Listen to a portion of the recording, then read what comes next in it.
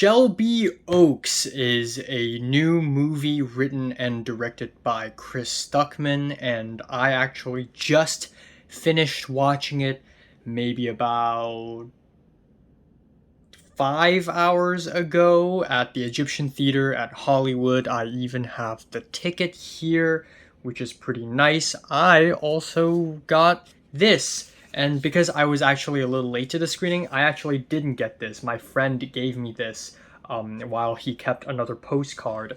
But yeah, it was pretty cool. This year's Beyond Fest has a lot of very interesting titles. No Other Choice, which I couldn't get tickets to. Bugonia, which I wasn't free to watch to go to the screening. So the only two screenings I was able to catch tickets to was Shelby Oaks with Chris Stuckmann in person and Resurrection, which is a rewatch because I already saw it at Cannes Film Festival, but I am still extremely excited to watch Resurrection. Anyways, Shelby Oaks, new movie, Chris Stuckmann. This is huge because Chris Stuckmann is actually a YouTuber, more importantly, a film critic YouTuber.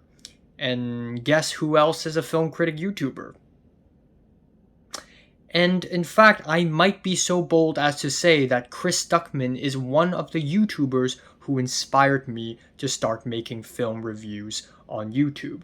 You know, people like Chris Stuckmann and Jeremy Johns and even the early Nostalgia Critic videos and Adam, Your Movie Sucks, they all inspired me. And I started watching his videos since maybe 2016, 2017, and it's so absolutely mind-blowing to me that about 8 to 9 years after I found out about Chris Stuckmann, he will eventually make his first feature-length film, Shelby Oaks. And even though I'm not going into the film with a lot of expectations, I still go to see this film out of just respect for Chris Stuckmann, out of appreciation for a fellow cinephile, for someone who inspired me. And yeah, as a result, I honestly think Shelby Oaks is meh. I don't think it is a great film at all, and I really hate to say this because Chris Stuckmann seems legitimately like a very fantastic guy. He seems like a really nice guy, and he really poured in a lot of passion and a lot of time and effort to make this movie come true. This movie even got produced by Mike Flanagan, who is a pretty well-known American horror name, and also got picked up by distribution powerhouse Neon. So obviously, Shelby Oaks, big deal. Another reason why this is a big deal for me is because this is one of the few YouTuber to filmmaker films. Obviously, you have Lights Out, you have Talk to Me, you have Skinamarink, and even the new A24, the upcoming A24 Backrooms movie, which is, by the way, directed by a 19-year-old boy, are also movies made by former YouTubers. So, okay, I don't know if Lights Out count or not, because technically he's been making short films since. But anyways, YouTubers turned filmmakers. Who else wants to be a YouTuber turned filmmaker? So again, very topical, hits really close to home. So I'm here to support another YouTuber turned filmmaker. Now, the other thing with Shelby Oaks is that this is very much an American suburban horror. You know, the mid-2010s and maybe early 2020s were full of these elevated, artsy horror films. Of course, the Patient Zero being Ari Aster's Hereditary, and then you have a plethora of these artsy horror films from A24. But now I feel like we are going back to a more commercial flavored, a more closer to home kind of American small town horror. Last year we have Longlegs, earlier a few months ago we have Weapons, and these films are all pretty accessible and they all point towards demons and witches, and they're all about a small town in America, somewhere far, somewhere rural-ish, you know, like the suburbs or something like that.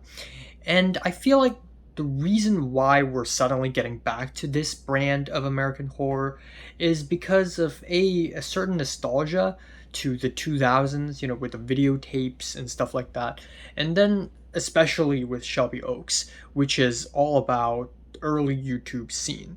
Second of all, I feel like American culture right now has a certain anxiety towards old town or old school American culture because a lot of the culture now lies in big cities like LA and New York and Houston, but still we have abandoned churches and weird houses in the suburbs, and they're pretty weird and they're pretty scary. So anyways, Shelby Oaks is a pretty simple story. It's about a girl who went missing. The girl was a host of a YouTube show called The Paranormal Paranoids, and it's about four people exploring paranormal places. And the girl disappeared, and it is the work of a demon. And so the girl's sister tried to find the girl. And that's really simple, and again, not a very interesting premise. But all it matters is really the execution, and unfortunately, the execution wasn't that great, in my opinion, either. I think it's very safe, very inoffensive, and it is absolutely packed to the brim with cliches. All the jump scares are predictable, and of course, when the main character starts investigating her husband's, or I don't know, boyfriend, did not believe her at all and was like, "You need help, okay? You're going crazy. It's your grief talking." And then you have the police, who is pretty much incompetent, and then you have the abandoned places. You have the weird, creepy old woman. Then you have a random killer, random death scenes, and also videotapes. And all these are just cliches. This film is nothing but a bag of cliches. And that is not the worst thing ever. There are a lot of films I enjoy that are nothing but cliches, but this film just doesn't have a lot of fun around those cliches. At least make it fun and crazy if you're only dealing in cliches. There's a scene towards the end of the film where the main character enters this creepy house with a creepy old lady, and I don't know if it's intentional or not, but when I watched it, the audience kept laughing, and I just wish that it would be even funnier than that. I wish the film would try to make that scene even campier and funnier, because I feel like this film, especially that scene, is teetering towards that point. I also feel like the visual language of the film is just not as strong as I hoped it would be. Don't get me wrong, this is Chris Stuckmann's first film, and I'm not expecting the most intricate camera movements and the most interesting editing techniques, but there are scenes when I was watching, I'm just thinking to myself, okay, if this is filmed a different way, and if it is edited a different way, it would have been way scarier. Like when the main character, Mia, enters the Shawshank Redemption prison, which, by the way, looks really cool. Very cool location. But in that scene, we get nothing but a bunch of wide shots, and in my head, I'm like, if this is a handheld shot on a Steadicam, it would be way more effectively scary. This just did not reach that level. And my final complaint, and also my biggest complaint, is the ending of the film. I think the ending felt like a student film. It felt like a blatant student film tomfoolery, where it ends on a silly cliffhanger, and then the demon shows up, and then it just cuts to black. It's like, ooh, the demon will return in the next film. And it just felt like not a very clever nor a very satisfying ending to the film. I do like the found footage docu-fiction-ish start to the film, and I wish the film would completely commit to that, which, by the way, was Chris Stuckmann's original vision. I also think the opening credits is really cool. But aside from that, the score is just okay. The acting's fine. The story is lacking, and it's not a very great film. But again, I don't want to be harsh. I can see a lot of passion poured into this project. And nonetheless, I'm very happy that Chris Stuckmann finally got this film made, and I'm excited for whatever comes from him next. And again, I feel bad because I feel like film critics who make films will get criticisms twice as harsh, because people are going to be like, well, you judge other people for their films, your film is even worse. And I'm scared people will do the same to me. I am actually very scared of that. So I'm going to be nice here. Great job.